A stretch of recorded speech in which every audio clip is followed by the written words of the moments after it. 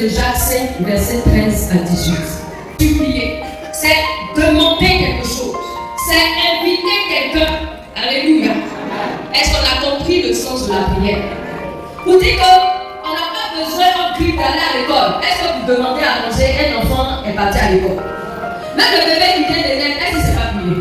Après qu'il commence à pleurer, là, il est en train de demander quoi? Même les pleurs du bébé, le bébé même qu'elle vient de sortir, il sait déjà s'exprimer. Il peut déjà demander quelque chose. Il y a souvent des gens qui disent non, il ne s'est pas plié. La même manière que tu parles à tes enfants, la même manière que tu parles à ton mari, à ta soeur, à ton ami, c'est comme ça que tu dois t'adresser à Dieu. Alléluia. Il n'y a pas de forme particulière. Tout ce que le Seigneur te demande, c'est d'avoir conscience qu'il est là et d'aller lui parler, lui demander quelque chose. C'est donc communiquer avec Dieu. La prière, c'est un dialogue. On parle et on a une réponse. Beaucoup sont nous, quand la vie de prière, on se lève dans son bar. On parle seul. C'est comme si tu es dans une maison avec quelqu'un, puis quand tu passes sur la personne de gazette, la personne c'est quoi? La personne est quoi? La personne est bobo. Si la personne à qui tu parles ne t'a jamais répondu, n'a jamais fait signe, c'est que la personne peut-être est bobo et aveugle et tout, est paralysée. Alors que la Bible nous dit que le Dieu que nous adorons, celui qui a fait les oreilles, il entend. Celui qui a fait les yeux, il voit. Celui qui a fait la bouche, il parle. Celui qui a fait les mains et les pieds est capable de se déplacer, de quitter son trône et de descendre sur la terre. Alléluia. Il parle de tout, c'est souvent ce qui pose problème. Alléluia. Le secret, c'est quoi? C'est que souvent, quand on dure avec une personne, la personne n'a même pas besoin d'ouvrir la bouche que tu sais ce que la personne veut dire. C'est vrai ou c'est faux? Même avec nos enfants, avec nos maris, avec nos femmes. Tu es tellement habitué à la personne que quand la personne fait ses yeux seulement, tu sais ce qu'elle veut dire. C'est pareil avec le Seigneur. Plus tu es dans son intimité, plus tu es dans sa présence, et plus tu apprends à comprendre les langages qu'il utilise pour te parler. Dieu parle au travers de tout, même des arbres, il parle. Lorsqu'on parle de efficace ou efficacité, selon le dictionnaire, c'est ce qui produit un résultat, ce qui atteint son objectif. À quel moment on dit qu'un médicament est efficace? Tu as mal à la tête et puis on te dit qu'il faut prendre tel médicament et puis le médicament te guérit ton mal de tête. Tu as dit le médicament est bon. J'ai pris ça, j'avais mal jusqu'à ça m'a guéri. Pour mieux comprendre le mot efficace, il y a un seau devant nous. On dit qu'il faut remplir le seau. Tu prends barrique, petit seau là, et puis tu fais toute ta barrique là, tu verses à côté. Souvent c'est ce que nous faisons. On met toute la force dans des choses, dans des prières, on se bat. Et puis tout ce qu'on a dépensé comme énergie, on n'a même pas pu remplir le seau, alors que l'objectif c'était de remplir le seau.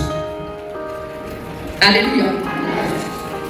Pour que nos prières puissent atteindre leur objectif, ce pourquoi tu t'es adressé à Dieu, ce pourquoi tu as jeûné, nous allons lire Matthieu 6, versets 9 à 13. Jésus me dit, avant que tu commences à parler à Dieu, il faut que tu comprennes qu'il est ton Père d'abord.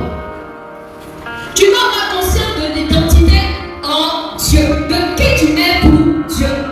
La Bible dit que quand il va pleuvoir, il va pleuvoir sur les bons et sur les méchants. Mais il y a des choses spécifiques pour lesquelles ce sont ces enfants seulement qui ont droit à cela. Alléluia. Tu ne peux pas t'approcher de Dieu sans savoir que d'abord c'est ton Père. Et tu dois comprendre que la personne de qui tu t'approches, c'est pas pour dire que c'est leur Dieu là-haut. Non. C'est mon papa. Est-ce que vous comprenez la différence? Je vais insister. La Bible dit, dans Jean 1, verset 6, il eut un homme envoyé de Dieu. Son nom est Jean. Quand on lit ce passage, on comprend quoi? En réalité, avant que tu ne sois formé dans le sein de ta mère, je te connaissais. Il dit quand j'étais tissé dans les entrailles de la terre, tes yeux me voyaient déjà. Avant que je ne sois formé dans le sein de ma mère, tu me connaissais déjà par le nom. Alléluia. En réalité, tu existais déjà avant d'être sur terre. En réalité, tu es créatrice, tu es Dieu, mais tu n'es pas Dieu. Tu as le pouvoir de créer, mais tu n'as pas le pouvoir de créer. Et si j'étais toi, j'allais dire Amen, Amen, Amen. En fait, toi-même, tu n'es pas convaincu. Toi-même, ça dit. Est-ce que vous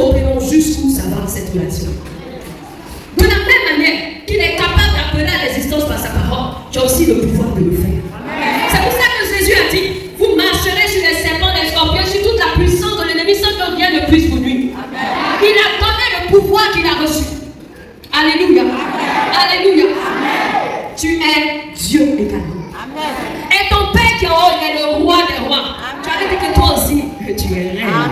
Ça veut dire que tu es princesse. Tu n'es pas n'importe qui. On n'est pas conscient de cette identité. On va se comporter comme des mendiants. On va se comporter comme des enfants de la rue.